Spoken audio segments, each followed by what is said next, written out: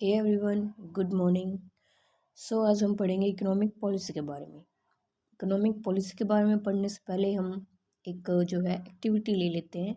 मान लीजिए आप जो है किसी स्टोर पर गए हैं कुछ सामान परचेज़ करने के लिए, और वो सामान को परचेज़ करने के लिए मान लो आपको आपने एक पर्टिकुलर आइटम लेना है, जैसे कि शैम्पू वगैरह। मतलब वैसे तो बहुत सारा सामान खरीदने गए हैं, बट हम एज ए एग्जांपल ले रहे हैं कि जो शैम्पू लेना था आपने, उसके ऊपर प्राइस टैग जो है $4.99 है। और आप जब चेकआउट करने जाते हैं तो उसी चीज़ का जो है प्राइस आपसे $5.23 चार्ज किया जा रहा है। तो क्या होगा, आप हैरान हो जाएंगे कि भाई इतना जो है ज़्यादा प्राइस क्यों चार्ज किया जा रहा है। कुछ जो कॉमर्स बैकग्राउंड के बच्चे हैं उनको तो पता होगा कि ये सब जो है टैक्सेस वगैरह लग जाते हैं, इसलिए जो है हाई प्राइस हो जाता है। अभी तो जैसे जीएसटी वगैरह भी लग जाते हैं, आप किसी भी मतलब कहीं भी चले जाएं, जीएसटी का मेन रोल रहता ही है। जो कॉमर्स बैकग्राउंड के बच्चे नहीं हैं, अब उनको जो है इस चीज़ को समझने के लिए जो है इकोनॉमिक पॉलिसी के बारे में जो है समझना पड़ेगा पहले, देन उन सबको डिसाइड करना पड़ेगा ये सब कंक्लूड करके। देन आता है meaning of economic policy. Economic policy क्या होती है? सबसे पहले तो आपको मतलब जहाँ भी इकोनॉमिक वर्ड दिख गया तो मतलब ओवरऑल जो है हमारे नेशन की बात की जा रही है यहाँ। Economic policy is the term use to describe government actions that are intended to influence the economy of a city, state or action. कोई भी जो है गवर्नमेंट के द्वारा एक्शन लिए जा रहे हैं जो कि इन्फ्लुएंस करते हैं इकोनॉमी की सिटी को, स्टेट को, नेशन को, वो सारी चीज़ें जो है इकोनॉमिक पॉलिसी में इंक्लूड की जाती हैं। जैसे गवर्नमेंट जो है टैक्स रेट्स सेट करती है, इंटरेस्ट रेट सेट करती है, गवर्नमेंट का एक्सपेंडिचर कितना करना है, इनकम कहाँ से होगी, ये सारी चीज़ें जो है डिसाइड करना वही इकोनॉमिक पॉलिसी के अंदर इंक्लूड किया जाता है। देन आता है इसको हम डिटेल में समझेंगे इकोनॉमिक पॉलिसी को। And economic policy is an activity that tries to influence or manage an economy. ये तो सेम चीज़ है जो हमने पीछे पढ़ी है। The government normally implements and administrate the economic policy. ये क्या कहता है कि जो गवर्नमेंट है नॉर्मली वही जो है इम्प्लीमेंट करती है इकोनॉमिक पॉलिसी को, और वही जो है इसकी एडमिन होती है। Taxation, government budget, interest rates, other aspects of the economy are all subject to economic policy by the government। मतलब ये सारी चीज़ें जो भी डिसीजन ली जाती हैं गवर्नमेंट के द्वारा, ये सारी इकोनॉमिक पॉलिसी में इंक्लूड किए जाते हैं। The phrase economic policy refers to government initiatives to influence the economy of a particular region, state or country। मतलब जो भी रीजन है, स्मॉल टाउन से लेके एक बिग सिटी तक, जो भी मतलब ऑल सबको इंक्लूड किया जाता है। सबके लिए जो है ये जो गवर्नमेंट एक्टिविटी करती है वो इकोनॉमिक पॉलिसी में इंक्लूड की जाती हैं। देन हम पढ़ेंगे 10 economic policies followed in India. Industrial policy, trade policy, monetary policy, fiscal policy, Indian agriculture policy, national agriculture policy, industrial policy, international trade policy, exchange rate management policy, and then last one is EXIM policy. Then इसको हम detail में पढ़ेंगे। तो सबसे पहले आती है हमारी फिस्कल पॉलिसी। फिस्कल पॉलिसी जो है गवर्नमेंट के इनकम एक्सपेंडिचर से रिलेटेड जो है पॉलिसी होती है। जनरली इसको जो है बनाया जाता है, इसके कुछ ऑब्जेक्टिव्स होते हैं वो भी हम पढ़ेंगे। जो फिस्कल पॉलिसी है वो इनक्रीज़ करती है, यदि वो इनक्रीज़ करती है ज़्यादा ज़्यादा स्पेंडिंग करे, मतलब यानी कि जब गवर्नमेंट ज़्यादा से ज़्यादा एक्सपेंडिचर करती है और टैक्सेस को कम कर देती है तो ये एक्सपेंशनरी पॉलिसी मानेंगे हम इसको। मतलब जो हमारी इकोनॉमी है वो एक्सपेंड हो रही है। मतलब अगर गवर्नमेंट टैक्स का एक्सपेंडिचर करने का मतलब क्या होता है कि वो ज़्यादा से ज़्यादा वेलफेयर एक्टिविटीज़ को जो है प्रमोट कर रही है।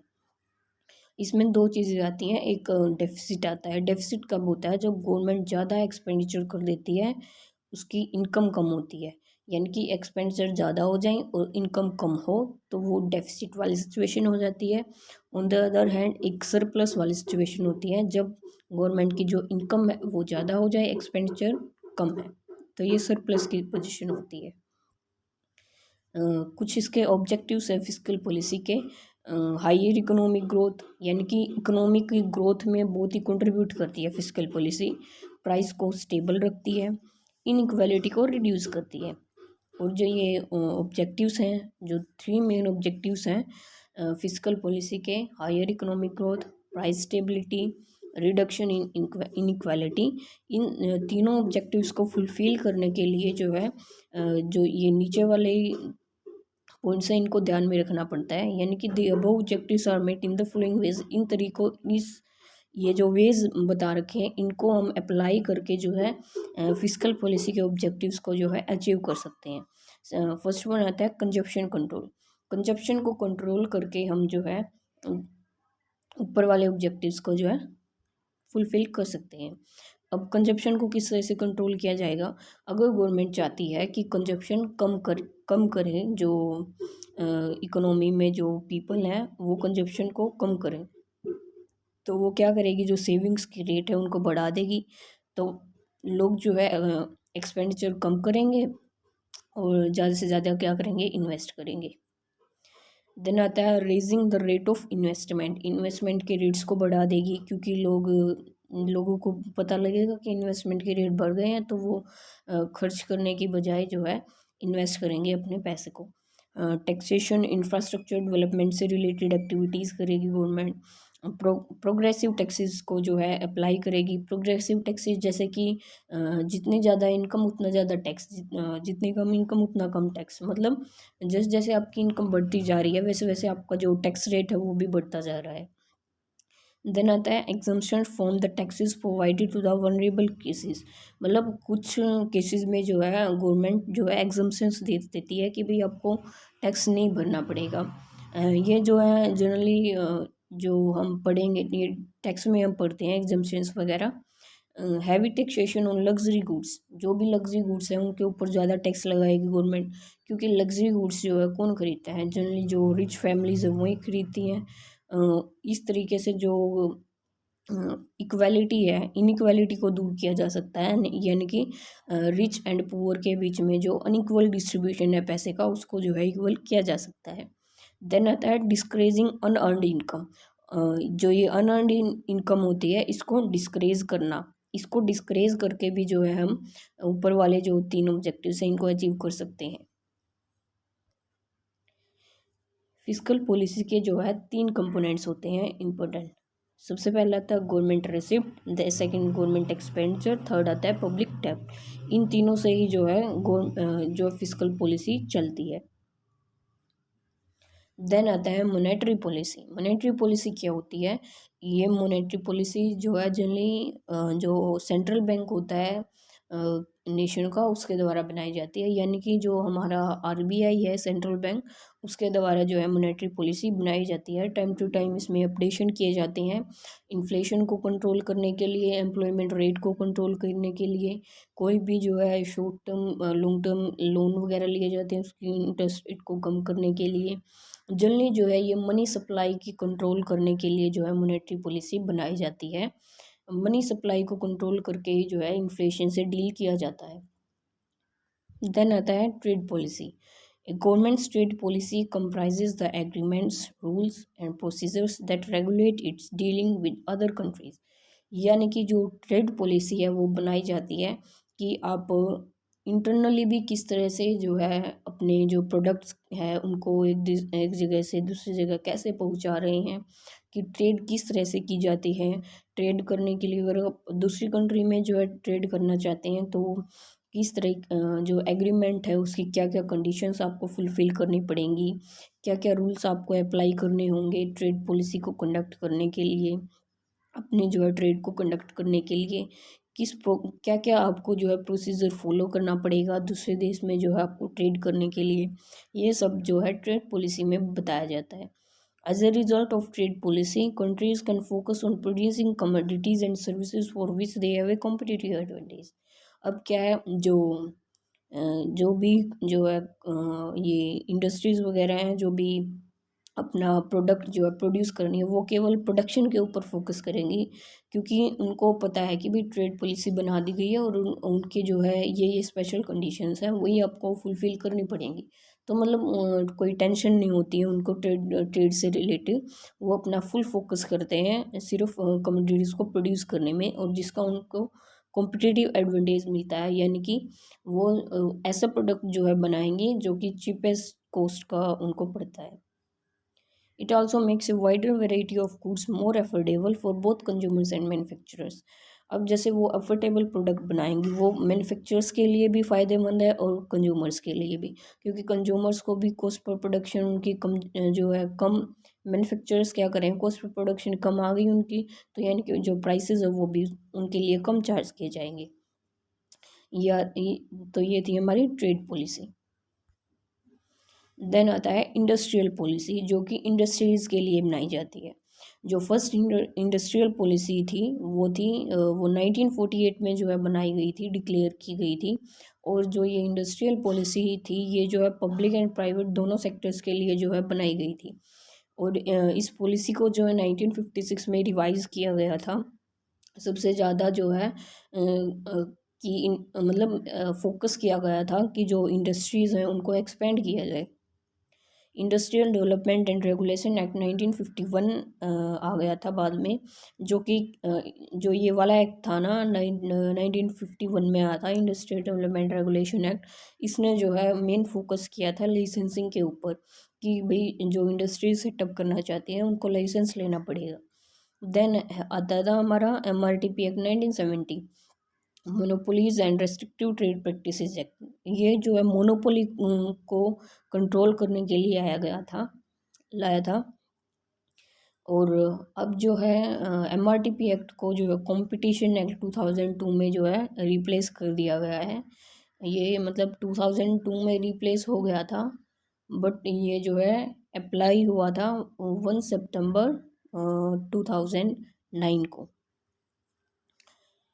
मतलब मेन जो फोकस था वो कंपटीशन को बढ़ावा देना था, मोनोपोली को कम करना था, मोनोपोली क्रिएट ना हो। देन आता है Indian agriculture policy. Indian agriculture policy के बारे में, जैसे अभी पिछले साल ये फार्मर किसान आंदोलन हुआ था ना, तो इसमें कुछ रूल्स वगैरह दिए गए थे कि भाई ऐसा करना पड़ेगा। तो ये 29 जो है नवंबर 2021 को पॉलिसी में कुछ चेंजेस किए गए थे। जो पार्लियामेंट है उन्होंने अप्रूव किया था बिल को। The parliament approved a bill withdrawing the 3 laws. जो वो 3 रूल्स बनाए गए थे, 3 लॉज जो फार्मर्स के लिए लेके आ रहे थे, उनको जो है विड्रा कर दिया गया था। विच वॉज इनिशली एंडोर्स इन सितंबर 2020 में, मतलब जो वो 3 लॉज थे सितंबर 2020 से उनकी बात चली आ रही थी, बट जो नवंबर 2021 में उनको विड्रा कर दिया गया था। इसमें ये 3 रूल्स क्या थे, इनमें जो है फार्मर्स को जो है ये अलाउ कर दिया था कि भाई आप आउटसाइड कहीं भी जो है अपने जो है प्रोडक्ट्स को बेच सकते हो, ज़रूरी नहीं है आप गवर्नमेंट रेगुलेटेड मार्केट में ही बेचो। इसका मतलब ये था कि जो ये गवर्नमेंट जो रेगुलेटेड मार्केट्स हैं इनको ख़त्म किया जा रहा है। Removing limits on private stocking, trading और buying of agriculture commodities to promote barrier free inter and intrastate trade. Then government ने डिसीज़न लिया, ये तीनों बिल तो विड्रा कर लिए। देन गवर्नमेंट ने जो है जो मिनिमम सपोर्ट प्राइस है वो भी जो है डिटरमाइन किया था 2021 में खरीफ क्रॉप्स के लिए। तो मेन ऑब्जेक्टिव्स क्या है एग्रीकल्चर पॉलिसी के? तो जो ये एग्रीकल्चर पॉलिसी है ये मोस्टली क्यों डिज़ाइन की जाती है, ताकि जो ज़्यादा से ज़्यादा जो है एग्रीकल्चर प्रोडक्शन को जो है प्रमोट किया जा सके, रेज़ करें प्रोडक्शन को। Also for raising the level of income and standard of living of farmers with in a definite time frame. जो जो भी फार्मर्स जो है वर्क कर रहे हैं उनको उनकी जो है इनकम को इंक्रीज़ किया जा सके, उनके स्टैंडर्ड ऑफ लिविंग को जो है रेज़ किया जा सके। तो इसके कुछ ऑब्जेक्टिव हैं। जो पहला है ऑब्जेक्टिव वो है raising the productivity of inputs. जो भी वो इनपुट्स जो है लगा रहे हैं उनकी जो है प्रोडक्टिविटी को इंक्रीज़ करना। इनपुट्स का मतलब है वो क्या फसल जो है लगा रहे हैं उसकी जो प्रोडक्टिविटी है उसको इंक्रीज़ करना। Raising value added per hectare, यानी कि वो ज़्यादा से ज़्यादा जो है वैल्यू ऐड कर सकें। ये नहीं है कि सिर्फ क्वांटिटी ही इंक्रीज़ करे उसकी, मतलब वैल्यूएबल भी होना चाहिए, क्वालिटी के ऊपर भी वो पूरा फोकस करें। Protecting the interest of poor farmers, के इंटरेस्ट को प्रोटेक्ट करना। मॉडर्नाइजिंग एग्रीकल्चर सेक्टर, अभी जैसे ये इंटरेस्ट है पुअर फार्मर्स का, ये कैसे प्रोटेक्ट किया जाता है। अभी जैसे कोई फसल है वो ख़राब हो जाए तो जो है गवर्नमेंट उनको कुछ जो है सब्सिडी वगैरह भी दे देती है कि भाई आपकी फसल वगैरह ख़राब हुई है तो आप ये ले लीजिए पैसे। देन आता है मॉडर्नाइजिंग एग्रीकल्चर सेक्टर, अभी जैसे बहुत सारी चीज़ें जो मतलब मॉडर्न मशीन्स वगैरह भी आ गई हैं एग्रीकल्चर को करने के लिए, एग्रीकल्चर को प्रमोट करने के लिए, ताकि जल्दी से जल्दी काम किया जा सके, टाइम सेविंग हो। देन आता है चेकिंग एनवायरमेंटल डिग्रेडेशन, मतलब जो एनवायरनमेंट है उसको भी नुकसान ना हो। अभी जैसा ये खार वगैरह को ज़्यादा यूज़ कर लेते हैं तो मतलब इससे एनवायरनमेंट को बहुत ज़्यादा हार्म होता है, मतलब इस चीज़ को भी चेक करना, ये भी जो है एग्रीकल्चर पॉलिसी का एक मोटिव है।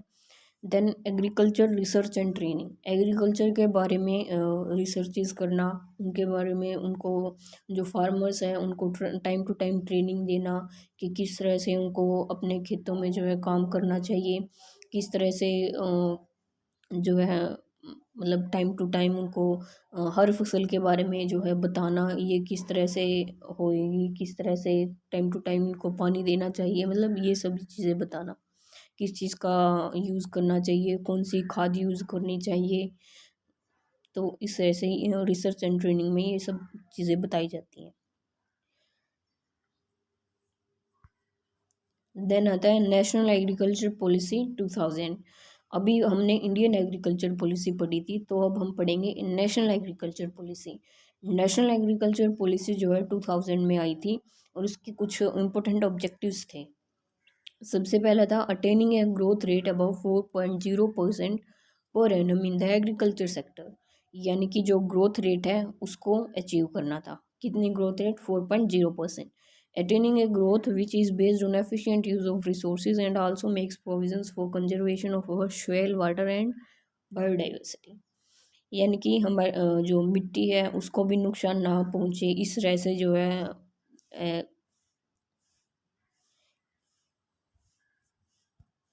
अपनी फसल को उगाएं, वाटर वाटर का भी ध्यान रखें, ज़्यादा पानी वेस्ट ना हो, बायोडाइवर्सिटी को भी बचाएं। देन आता है attainment of growth with equity, equity मतलब equal growth, that is attaining a growth whose impact would be wide spread across seasons and different classes of farmers, मतलब सबका जो है इक्वली ग्रोथ हो, ये नहीं है कि अनइक्वल ग्रोथ हो रही है, फार्मर्स की भी रीजन की भी। अभी जैसे एक रीजन में तो बहुत सारी फसलें उगाई जा रही हैं, एक रीजन बिल्कुल खाली पड़ा है, ये नहीं है कि मतलब जो खाली पड़ा है उसके ऊपर ध्यान नहीं दिया जाए, बल्कि उसको भी जो है प्रोडक्टिव बनाया जाए, जिस जहाँ भी जो है फसल नहीं हो रही है उस एरिया को भी जो है प्रोडक्टिव बनाया जाए। देन आता है attaining a growth that is demand driven and cater to the need of domestic markets and ensuring maximisation of benefits from exports of agriculture products, यानी कि जो भी एक्सपोर्ट किए जा रहे हैं प्रोडक्ट्स वगैरह उनसे भी जो है ज़्यादा से ज़्यादा बेनिफिट हो, ज़्यादा से ज़्यादा जो है इकोनॉमी हमारी ग्रोथ हो। देन आता है attaining a growth that is sustainable technological environmental economy, यानी कि एग्रीकल्चर से हमें जो है टेक्नोलॉजी, जैसे ये फार्मर्स के जो इक्विपमेंट्स हैं बहुत सारे मतलब इनोवेट किया है, प्रोडक्ट्स बहुत सारे आ गए हैं, एनवायरमेंटल फ्रीली होने चाहिए, इकोनॉमिकली भी होने चाहिए, ये सारे जो है ऑब्जेक्टिव नेशनल एग्रीकल्चर पॉलिसी के द्वारा बनाए गए थे अचीव करने के लिए। देन आता है what is the exchange rate management, exchange rate यानी कि पैसे को डॉलर में कन्वर्ट करना, यानी कि रुपीज़ को डॉलर में, डॉलर को रुपीज़ में, मतलब ऐसा ही दूसरे देश की करेंसी के साथ जो है कन्वर्ट करना, ये भी जो है किस तरह से मैनेज किया जाता है। The Indian currency over the past years has been falling in value against the dollar for several reasons, जैसे कि आप लोगों को भी पता है कि हमारी जो इंडियन करेंसी है वो कम हो रही है, फॉल हो रही है, यानी कि जो डॉलर है वो बढ़ रहा है और जो पैसे की वैल्यू है वो कम हो रही है as compare to dollar. The exchange rate is a critical factor for comparing the countries competitiveness with other economies, यानी कि जो ये एक्सचेंज रेट है ये बहुत ही इंपॉर्टेंट रोल प्ले करता है एक देश की इकोनॉमी को दूसरे इकोनॉमी से कंपेयर करने के लिए कि वो कितनी ग्रोथ हो रही है। Some other measures include the growth rates of GVA and GDP or even more high efficiency frequency data like automobile sales. मतलब जो एक्सचेंज रेट है ये एक तरह से हमें बताता है कि हमारी इकोनॉमी ग्रोथ कर रही है या नहीं कर रही है, कितनी ग्रोथ कर रही है। ये एक इम्पोर्टेंट फैक्टर है। What are exchange rates and how are they determined? Exchange rate होती क्या है एंड इसको किस तरह से डिटरमाइन किया जाता है? जो एक्सचेंज रेट है ये जो है क्या होती है, जो दूसरी जो रिलेटिव अनदर करेंसी है उसके अगेंस्ट जो है रिलेटिव उसके रिलेटिव होती है। यानी कि the exchange rate is the price of a currency in relation to the other. यानी कि एक्सचेंज रेट वो रेट होती है जो कि हमारी जो एक करेंसी को दूसरी करेंसी के कंपेयर में वो कितना जो है रिलेट कर रही है, मतलब उसका उसके अगेंस्ट में कितना प्राइस है। A currency's exchange rate with respect to the other represents a relative demand among the holders of the two currencies। इसका मतलब ये है कि जितनी ज़्यादा करेंसी की वैल्यू होएगी दूसरी के अगेंस्ट में, यानी कि वो डिटरमाइन करती है कि उस पर्टिकुलर करेंसी की कितनी डिमांड है मार्केट में, ये जो है रिप्रेजेंट किया जाता है। अभी जैसे 1 rupees is equal to 82 dollar के इक्वल हो रखा है, यानी कि जो डॉलर है उसकी कितनी डिमांड है मार्केट में, ये डिटरमाइन किया जा रहा है। This demand in turn is dependent on the supply and demand in the economies. यानी कि ये वही बात आ गई कि भाई किस करेंसी की कितनी ज़्यादा डिमांड सप्लाई हो रखी है, ये वो जो है बताता है। As every country interacts with others it has an exchange rate management system. जैसे कि सारी जो कंट्रीज़ हैं वो एक दूसरे से इंटरेक्ट करती हैं, क्योंकि ऐसा तो नहीं है कि कोई इकोनॉमी जो है पूरी फुलफिल है, वो हर चीज़ जो है बना सकती है, हर चीज़ प्रोड्यूस कर सकती है।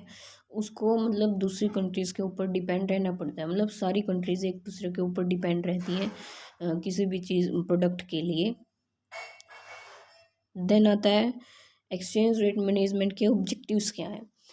Include ensuring that the economic fundamentals of the country reflects accurately through the currency's external value, reducing the volatility, exchange rates को reduce करना, maintaining a sufficient level of foreign exchange reserves को maintain करना to handle external currency stocks। यानी कि जो main objectives हैं इसके ये है कि जो कंट्री की जो वैल्यू है, करेंसी की जो वैल्यू है वो एक्सटर्नल वैल्यू से किस तरह से रिफ्लेक्ट कर रही है, कितना रिफ्लेक्ट कर रही है ये जानना, और जो वॉलेटिलिटी हो रही है एक्सचेंज रेट्स में उसको कम करना और मेंटेन करना। फॉर मतलब जो फॉरेन रिजर्व्स हैं, मतलब फॉरेन से जो भी हम डीलिंग कर रहे हैं उसको उससे डील करने के लिए जो है सफिशिएंट फॉरेन एक्सचेंज रिजर्व का होना ही जो है ये ऑब्जेक्टिव्स हैं एक्सचेंज रेट मैनेजमेंट के। देन आता है current exchange rate management system हमारे इंडिया में कैसा चल रहा है, कि किस तरह का जो है हमने एक्सचेंज रेट मैनेजमेंट जो है सिस्टम अपनाया गया है India. Presently India follows a floating exchange rate system को जो है अपनाया गया है, where the exchange rate of currencies depends much on the market forces के ऊपर डिपेंड होती है, यानी कि सप्लाई एंड डिमांड जो है डिटरमाइन करती है उसके जो है price. However, the RBI intervenes in the system during times of volatility by buying and selling the currencies to stabilize the rate। अभी जैसे मतलब कुछ ज़्यादा ही ऊपर नीचे हो जाए तो जो है आरबीआई जो है इंटरवेन करती है, कुछ जो है जो वॉलेटिलिटी ज़्यादा हो रखी है उसको जो है बैलेंस करने के लिए आरबीआई को भी जो है रोल प्ले करना पड़ता है बाइंग एंड सेलिंग का। मतलब आरबीआई जो है बाय एंड सेल कर देती है करेंसीज को, जो रेट है उसको स्टेबलाइज करने के लिए, यानी कि बैलेंस करने के लिए।